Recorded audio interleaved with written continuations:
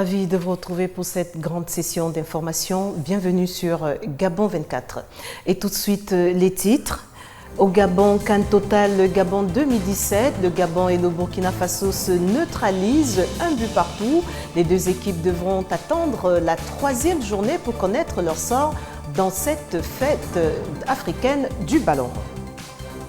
Au Nigeria, lutte contre la nébuleuse Boko Haram, l'armée s'est trompée de cible en bombardant par erreur une cinquantaine de personnes civiles et humanitaires dans le nord-est du pays. Au Brésil, guerre de gang depuis plusieurs jours dans les prisons brésiliennes. Le dernier face-à-face entre détenus a encore failli tourner au drame. Voilà pour le fil conducteur de cette grande session. Madame, Monsieur, voici votre journal. Commençons par la page du Gabon avec en bonne place du football. Tout d'abord, tel qu'annoncé en titre, et c'est en bref et en images, CAN Total Gabon 2017, Gabon-Burkina Faso en ouverture de cette deuxième journée de la poule A au stade d'Angondje au nord de Libreville. Les deux équipes se sont donc séparées sur un score nul de 1 but partout. Les Burkinabés ont ouvert le score sur une faute défensive qui a fait perdre au gardien de but Didier Ovono-Eban tous ses moyens. Les Panthères du Gabon ont repris du poil de la bête grâce à un pénalty de Pierre-Emerick Aubameyang qui a remis les pendules à l'heure. Les Panthères devront donc attendre la troisième journée pour connaître leur destin dans cette CAN 2017. Nous y reviendrons au cours de nos prochaines sessions d'information. Et nous restons toujours en sport. Quelques heures justement avant ce match Gabon-Burkina, comptant pour la deuxième journée du groupe A, les supporters des Panthères ont choisi de leur passer des messages, des mots qui mettent de l'avant l'esprit de groupe, l'esprit patriotique et le Gabon d'abord. Kenny Ongouri, Bertin Osaga. À quelques heures du coup d'envoi de la deuxième rencontre du groupe A entre les Panthères du Gabon et les Étalons du Burkina, certains Gabonais ont choisi de passer un message aux joueurs de la sélection nationale du Gabon. Et moi, je dis qu'il y a une deuxième manière de se rattraper, c'est face au Burkina Faso. Vous connaissez le point faible du Burkina Faso, donc tout est encore à refaire, tout est encore possible de remettre les pendules à l'heure. Aubameyang et ces gars qui sont au point d'attaque, plus vraiment mettre au fond des filets des buts, 3 ou 4, ça va nous maximiser et que la défense joue son rôle de manière sincère, de manière dure et de manière ferme. Je voulais dire à mes frères, les Panthères, que 2012, ce n'est pas 2017. Si en 2012, ils ont raté la CAN, peut-être parce qu'on était avec la Guinée équatoriale, mais là en ce moment ça se joue dans notre pays. Ils n'ont pas le droit de sortir au premier tour ou bien de sortir encore en quart de finale. Aujourd'hui nous sommes deux au mur. Une défaite pour moi serait synonyme d'élimination. Et donc je souhaiterais que ces joueurs pensent au discours de Feu Léomba qui disait Gabon d'abord, que lorsqu'ils jouent, qu'ils pensent au Gabon et qu'ils pensent à nous pour que la fête soit belle. Le seul message que je puisse lancer aux Panthères, c'est qu'on les encourage, on les supporte. Et le mieux à faire, c'est qu'ils gagnent ce match, surtout pour nous les jeunes et pour la population. Allez les Panthères, allez pour la victoire. Aujourd'hui, c'est soit on gagne, vous êtes avertis. On gagne ou on gagne, le message des supporters gabonais est clair. L'équipe du Gabon est conditionnée à remporter cette rencontre pour prendre une option vers la qualification. Restons dans l'esprit de la CAN après la mesure gouvernementale qui a ramené l'heure de fermeture des administrations à 13h30 les jours de match. De nombreux fans de foot se disent satisfaits car ça leur permet et ça leur laisse surtout le temps de préparation pour se rendre au stade. Retrouvons Kenny Ongouri et Bertin Osaga. Pour être en phase avec la Coupe d'Afrique des Nations de football qui se déroule au Gabon et dans l'optique de ramener le maximum de supporters vers les stades, le gouvernement a pris de nouvelles dispositions en vue également de fluidifier la circulation. Je trouve que c'est une très bonne chose, comme ça va nous permettre de pouvoir nous préparer afin d'aller au stade. C'est une très bonne initiative. Nous pensons que c'est une mesure salutaire dans la mesure où partir du bureau entre 13h et 13h30 nous permettrait de rallier le stade dans les meilleurs délais, c'est-à-dire autour de 16h, c'est-à-dire au moins 1 heure avant le début de la rencontre. C'est une très bonne chose. Si le gouvernement a permis que les gens vont au stade à partir de 13h, ça fait partie d'une solidarité nationale. Vous savez que la CAN, ce n'est pas une affaire politique ni une affaire d'individus, mais c'est une affaire nationale. C'est un truc patriotique. faut défendre les panthères du Gabon. C'est très important. Notre ministre des tutelles, le secrétariat général, tout le monde est pour contribuer à la bonne réussite de cet événement historique. Parce que nous allons prendre la coupe. Pendant toute la période de la Coupe d'Afrique des Nations, le travail dans les provinces qui abritent la compétition démarrera à 8h30 pour prendre fin à 13h30. Les heures de non-service seront récupérées les mois qui succéderont la fête du football africain. Alors que l'esprit patriotique prévaut chez de nombreux Gabonais qui supportent l'équipe nationale, quelques-uns ont décidé de briller par un antipatriotisme sans précédent, priant pour une défaite des Panthères, allant même jusqu'à souhaiter qu'une catastrophe se produise lors de cette CAN. Une véritable campagne de boycott qui ne semble pourtant pas coller à la réalité des choses, en témoigne ce regard de Lariska Lormamengi. Est-ce un comportement antipatriotique ou tout simplement de la pure sorcellerie? Sur la toile, un groupuscule de personnes appelle au boycott de la Coupe d'Afrique des Nations qui se joue actuellement au Gabon. Des messages d'intimidation ajoutés aux histoires montées de toutes pièces, autant de subterfuges utilisés pour empêcher la population d'aller au stade pour encourager les Panthères. Le pire, c'est lorsque plusieurs posts montrent des Gabonais prier pour que leur équipe nationale perde, mieux, se fasse éliminer de la compétition. Du jamais vu dans l'histoire du Gabon. Comment en est-on arrivé à une telle extrémité? Tout part d'une organisation d'activistes ayant fabriqué un Gabon virtuel sur les réseaux sociaux. Dans ce monde imaginaire, aucune retenue, aucun respect des institutions, encore moins le respect de la vie privée et de la dignité humaine. Nous, ou le chaos, malheureusement, pour ces ennemis du progrès, les Gabonais n'ont pas suivi l'appel au boycott. Ils sont tous au stade à chaque rencontre et dans toutes les provinces où se jouent les matchs. Le football est un sport qui unit les peuples, les Gabonais, tous unis derrière les Panthères, pour que vive la CAN Totale 2017 au Gabon. Et justement, pour évoquer cette campagne de boycott, qui a du mal à prendre, nous allons tout de suite à Oyem, dans le nord du Gabon, retrouver le docteur Guy-Patrick Obiandon. Docteur Guy-Patrick, bonsoir. Docteur Guy-Patrick qui devrait nous entendre, nous sommes là dans le nord du Gabon. Docteur Guy-Patrick, êtes-vous en ligne avec nous? Docteur Guy-Patrick Obiand, qui, si tout va bien, on devrait l'avoir dans quelques secondes, lui qui est victime en ce moment d'une campagne. Docteur Guy-Patrick, êtes-vous là finalement?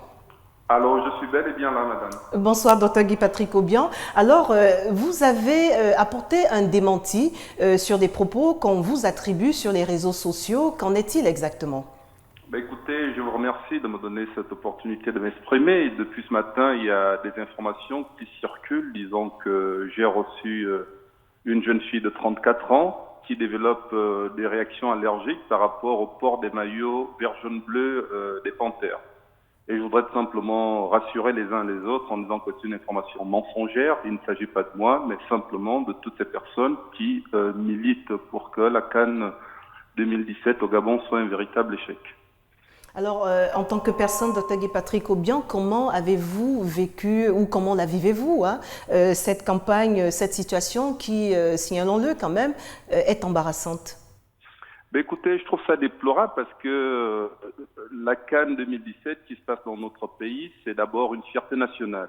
Supporter les Panthères, c'est l'esprit patriotique et que tous nous devons militer fortement pour voir l'équipe des Panthères aller à l'avant. Tous nous devons militer fortement pour que la CAN soit une réussite dans notre pays. Je suis à OIM, il y a une grande effervescence par rapport à cette CAN au niveau de notre province du Walentem.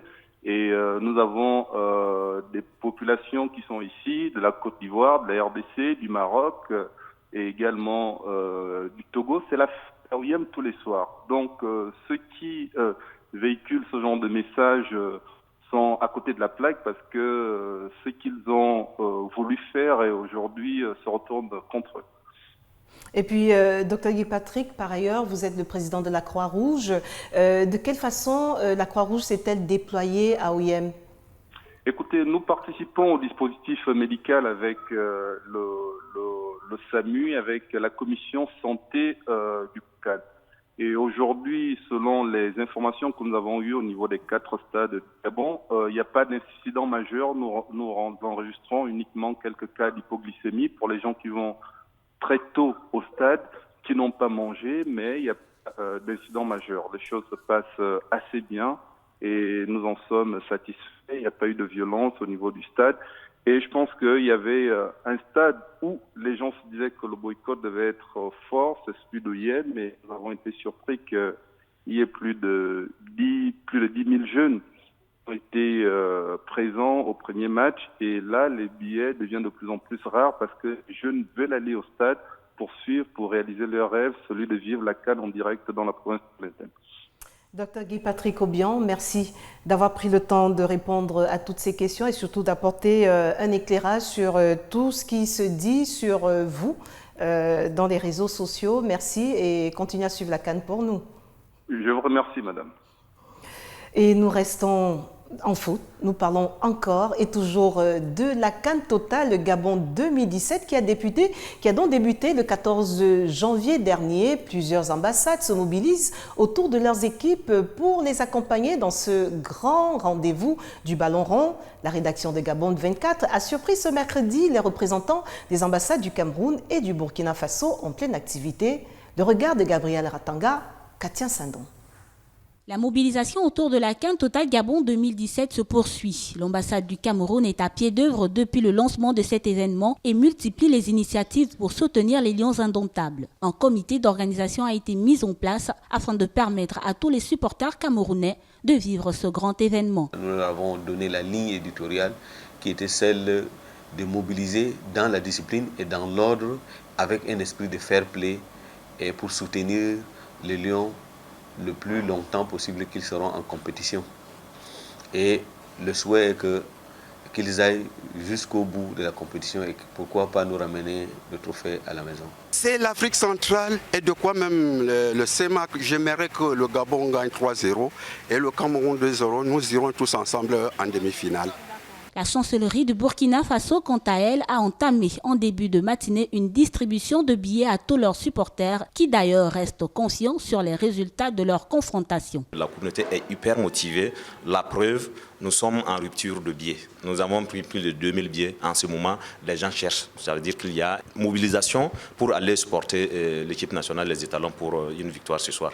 Nous avons plus de 250 personnes qui sont venues de Ouagadougou pour supporter. Il y a même des gens qui sont venus, une dizaine de personnes d'Abidjan. La deuxième confrontation est donc décisive pour toutes ces équipes car au sortir de celle-là, les premiers classements pourraient être effectués. Étalon, il y a but. Étalon, il y a victoire. Étalon, na touma. L'actualité au Gabon, c'est aussi cette activité ministérielle et le ministre de l'économie forestière, Estelle Ondo, et son ministre délégué ont tenu une réunion ce mercredi avec leur personnel. Objectif, dresser le bilan de l'année écoulée et donner des perspectives pour 2017. Sibyl Mengue, Jospin Bombadianga. Pour l'année 2017, le temps est donné au ministère de l'économie forestière. Ce mercredi, la ministre de tutelle Estelle Ondo et son ministre délégué ont reçu l'ensemble du personnel pour dresser ensemble le bilan de l'année écoulée et donner à ces derniers les défis à relever. On a pu voir les efforts que le ministère de l'économie forestière a eu à faire au niveau donc, de la contribution au PIB, dont nous avons des chiffres assez satisfaisants. Nous devons aller plus loin. Nous avons engagé des réformes importantes au niveau de l'industrie parce que nous voulons aller à la troisième transformation. Entre autres missions de ce ministère, la transformation du bois ou encore le nouveau code des eaux et forêts, mais aussi renforcer la protection de la faune. On a perdu 20 000 éléphants au Gabon en 10 ans, mais on a l'impression qu'il y a de plus en plus d'éléphants à côté des villages. Et c'est effectivement à cause de ce problème de braconnage. Donc on doit à la fois stopper le braconnage, sécuriser la forêt et les parcs pour que les éléphants puissent repartir dans les parcs. Et en même temps, on doit trouver des solutions pour protéger les plantations. La solution qu'on a trouvée jusqu'à là, c'est les barrières électriques qu'on a vues au Kenya, qu'on est en train de mettre en place au Gabon et qui, pour l'instant, marche très très bien. 2017, année de défis économiques, politiques et sociaux pour le gouvernement Issou Gondé, la ministre de l'économie forestière entend tout mettre en œuvre pour répondre aux prérogatives du ministère dont elle a la charge. Parlons d'esthétique pour refermer cette page du Gabon au regard de la multitude de produits cosmétiques présents sur le marché. Quelle est la face cachée du make-up? Et surtout, pourquoi les femmes se maquillent-elles? Pour le comprendre, suivant ce reportage de Mirandangué. Le make-up ou encore le maquillage est devenu un phénomène de société auprès de la gente féminine. Certaines n'hésitent plus à sortir de nos jours sans une touche de maquillage. Et ce phénomène s'est développé grâce aux magasins et aux tutoriels que l'on retrouve sur Internet faisant l'éloge du maquillage. Se maquiller à Libreville, la réponse est partagée. Je me maquille pour paraître plus coquette et ajouter un plus à ce que j'ai déjà. Les femmes qui se maquillent, ce sont des femmes qui ne sont pas normales. Moi, j'aime la femme naturelle. Une femme qui est digne d'être présentée naturellement par un homme doit se présenter ou se voir cet homme-là de manière naturelle. Une femme qui se maquille de façon générale, c'est pour se faire belle. Mieux encore, c'est pour s'embellir, pour toujours plaire à son mari ou son époux. Nous avons des feuilles, on met dans l'eau, tu te laves bien, tu te fais belle. Tu n'as pas besoin de mettre les fonds de teint qui vont te détruire la peau. Au-delà du simple plaisir, le maquillage serait un outil pour nourrir une image toujours meilleure de soi-même et de changer la manière dont les autres nous perçoivent. Le maquillage nous permet de retrouver une image sociale. L'image sociale, c'est, en tant que jeunes, c'est comme ça que les jeunes au Gabon se maquillent. Les jeunes en France, c'est comme ça qu'ils se maquillent. Et les jeunes aux États-Unis, ça fait un code uniquement réservé aux jeunes. À travers ce code-là, on s'identifie à une génération, dans la classe sociale qu'on est. Ça veut dire que l'on ait des moyens ou pas, on arbore aussi un certain type de maquillage. Se maquiller fait désormais partie du quotidien pour certaines qui commencent parfois ce rituel dès l'adolescence et se différencient d'un peuple à un autre. Poursuivons avec la page Afrique. Tout d'abord, en Côte d'Ivoire, 2 soldats mutins ont été tués ce mardi dans la capitale politique ivoirienne Yamoussoukro lors de nouvelles manifestations de colère de militaires qui ont tiré en l'air dans 6 villes du pays. L'accord financier trouvé entre le gouvernement et d'anciens rebelles suscitant des convoitises chez les autres forces de sécurité. Le récit de Linda Gaël Maganga.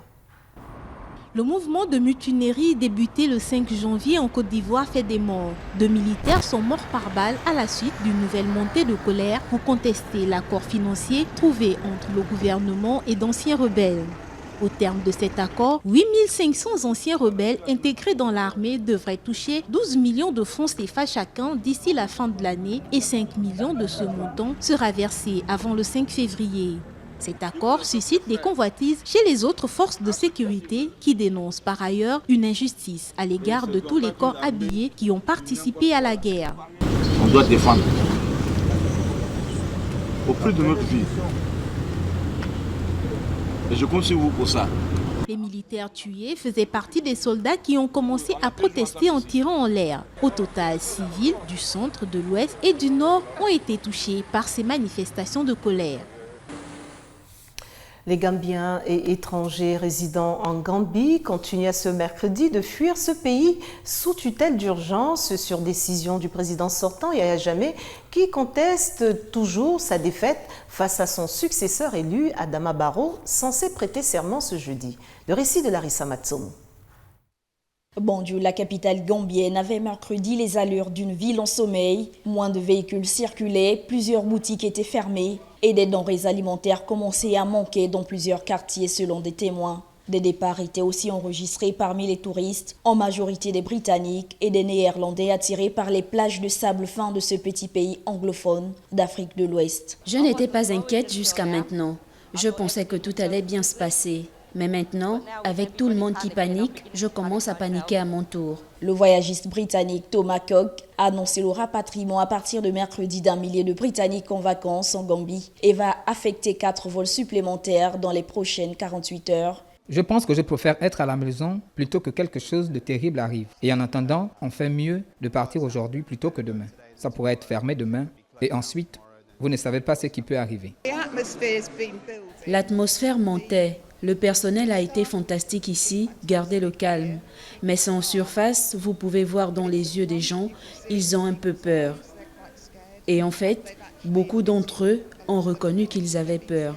Yahya Jammeh, qui dirige le pays, depuis 22 ans, affirme vouloir rester en place tant que la justice n'aura pas statué sur ses recours électoraux, malgré les pressions internationales pour qu'il cède le pouvoir jeudi, après l'expiration de son mandat. La CEDEAO, qui presse Yahya Jammeh de céder le fauteuil présidentiel à l'expiration mercredi soir de son mandat, a notamment prévenu à plusieurs reprises qu'elle pourrait avoir recours à la force en dernier ressort. Restons en Gambie pour parler de ce coup de théâtre. Alors qu'Adama Barrow doit prêter serment ce jeudi, l'on apprend que Yahya Jammeh restera encore pendant plus de 3 mois au pouvoir, le Parlement gambien ayant prolongé son mandat ce mercredi. Des détails dans ce regard de Mirandangé. Le Parlement gambien a prolongé le mandat du président sortant Yahya Jammeh de 90 jours qui arrive à terme mercredi à minuit, alors que son rival Adama Barrow, vainqueur de la présidentielle du 1er décembre dernier, doit prêter serment jeudi. Le Parlement a aussitôt approuvé l'état d'urgence décrété par Yahya Jammeh. Actuellement, Adama Barrow se trouve à Dakar depuis samedi dernier, après l'échec de la médiation de la CEDEAO menée par Muhammadu Buhari du Nigeria et Ellen Johnson de la Sierra Leone. À moins de 24 heures de l'investiture du président élu Adama Barrow, la situation politique en Gambie reste précaire avec de nombreuses dissidences dans l'actuel gouvernement. La fuite de milliers de Gambiens et d'étrangers ou encore l'interdiction de journalistes étrangers d'entrer sur le territoire. Lundi, le président de la Cour suprême gambienne, Emmanuel Fagbinlé, s'est récusé de l'examen du recours porté devant cette juridiction par le président sortant contre l'investiture de son successeur élu, Adama Barrow, prévu le 19 janvier. Je vous le disais en titre, au Nigeria, une 50aine de personnes civiles et humanitaires ont été tuées lorsqu'un avion de l'armée de l'air nigériane a bombardé par erreur dans le nord-est du pays un camp de déplacés ayant fui les violences de Boko Haram selon un bilan de Médecins sans frontières. Le récit de Linda Gaël Maganga. L'armée du Nigeria se trompe de cible et bombarde par erreur un camp de déplacés ayant fui les violences de Boko Haram dans le nord du pays. L'incident fait plus de 100 blessés, une 50aine de morts dont des civils et des humanitaires. Le bilan officiel signale des dégâts importants. Le général nigérian qui commande les opérations militaires contre le groupe djihadiste Boko Haram a affirmé que l'aviation avait reçu des informations faisant état du regroupement des terroristes de Boko Haram dans la région. Pour initier la frappe aérienne, malheureusement, la population a été touchée. Le président nigérian Muhammadu Buhari a déclaré dans un communiqué qu'il avait appris avec une profonde tristesse ce bombardement qu'il qualifie de regrettable erreur opérationnelle, tout en appelant la population au calme. Pas en reste vos actualités hors du continent, États-Unis en ouverture et vous le savez, Donald Trump deviendra vendredi le 45e président des États-Unis. Il sera le plus âgé et le plus riche des présidents à entrer à la Maison-Blanche, mais aussi et surtout l'un des plus contestés. Sa personnalité, son passé, sa rhétorique font de Donald Trump un président américain pas comme les autres. Des détails dans ce reportage. Donald Trump a grandi ici, dans cette maison bourgeoise du Queens à New York. À l'adolescence, direction l'école militaire, Donald y est inscrit par son père Fred, magnat de l'immobilier, pour forger son caractère. Donald Trump a été élevé par ces hommes très agressifs, très masculins, qui croyaient en la raison du plus fort, qui pensaient que la vie est une question de hiérarchie. Plus vous êtes puissant, riche et haut placé, plus vous pouvez regarder les autres de haut. Donald fait fructifier les affaires familiales et sort rapidement de l'ombre paternelle. Il étend l'empire immobilier à Manhattan et fait briller son nom sur l'emblématique Trump Tower, inauguré en 1983. Il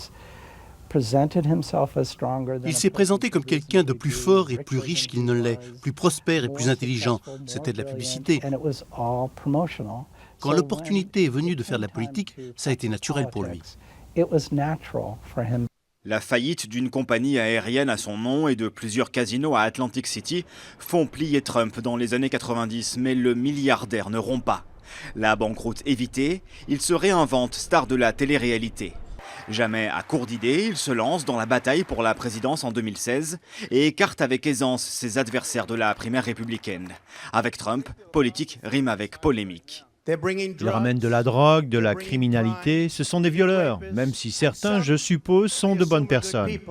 Donald J. Trump demande d'interdire totalement aux musulmans d'entrer aux États-Unis. Et la controverse attire les foules. Les manifestations anti-Trump se multiplient partout dans le pays, autant que les réunions politiques où le candidat fait salle comble. Trump séduit, il électrise ceux qui se sentent lésés par la mondialisation, ceux qui souffrent du chômage et de la pauvreté. Le pays a besoin d'un homme d'affaires. Nous avons eu trop de politiciens faibles. Nous avons besoin de quelqu'un qui va renforcer le pays. Moi, il m'inspire, il parle avec son cœur, il dit la vérité. Dans la nuit du 8 au 9 novembre, Donald Trump est élu à la surprise générale, sans le vote populaire, mais avec les États clés. Avec aussi des accusations, celles prêtant à la Russie un rôle important dans le scrutin. Des allégations que Trump balaie d'un revers de main. Si Poutine aime Donald Trump, alors quoi? C'est un atout, pas un frein. Depuis son élection, Donald Trump a fait de Twitter son messager. Des tweets politiques, diplomatiques, qui font parfois bouger les lignes, comme quand il met la pression sur les constructeurs automobiles américains pour garder l'emploi aux États-Unis. À Washington, les préparatifs continuent devant le Congrès où le 45e président des États-Unis prêtera serment. La cérémonie sera solennelle, le programme classique. Une investiture traditionnelle pour un président, pas comme les autres. Direction le Brésil, où la guerre des gangs continue de faire rage dans les prisons brésiliennes, en particulier à Natal, au nord-est, où un face-à-face entre détenus de factions rivales risquait de tourner de nouveau au carnage. Le récit de Larissa Matsumo. La situation a été plus que jamais explosive dans la prison d'Alcaçuz, près de Natal, dans le nord-est du Brésil, quelques 48 heures après le massacre de 26 détenus, pour la plupart décapités par leurs rivaux.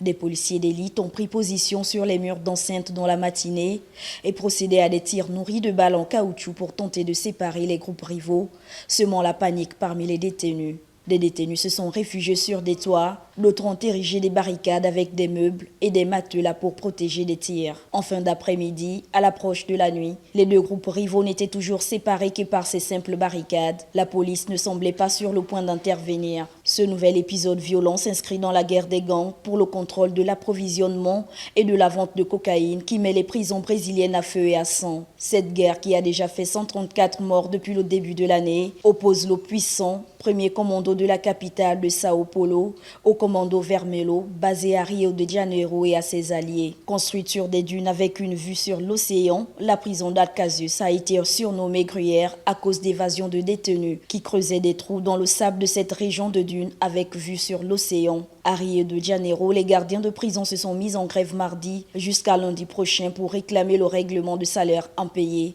et de meilleures conditions de travail. Pendant la grève, un service minimum est assuré, mais les visites ne sont pas autorisées. Le rappel des titres avant de refermer cette grande session. Au Gabon, CAN Total Gabon 2017, le Gabon et le Burkina Faso se neutralisent un but partout. Les deux équipes devront attendre la troisième journée pour connaître leur sort dans cette grande fête africaine du ballon rond. Vous l'avez vu, nous étions au Nigeria où la lutte contre la nébuleuse Boko Haram, l'armée s'est trompée de cible en bombardant par erreur une cinquantaine de personnes civiles et humanitaires dans le nord-est du pays. Et vous l'avez vu à l'instant au Brésil que la guerre de gangs depuis plusieurs jours dans les prisons brésiliennes, le dernier face-à-face entre détenus a encore failli tourner au drame. Voilà, Madame, Monsieur, tout ce qui a retenu notre attention pour cette grande session d'information. Au nom de toute l'équipe, merci de nous rester fidèles. L'information continue sur Gabon 24, mais en attendant, n'oubliez surtout pas que quoi qu'il arrive entre-temps, gardez le sourire. Au revoir.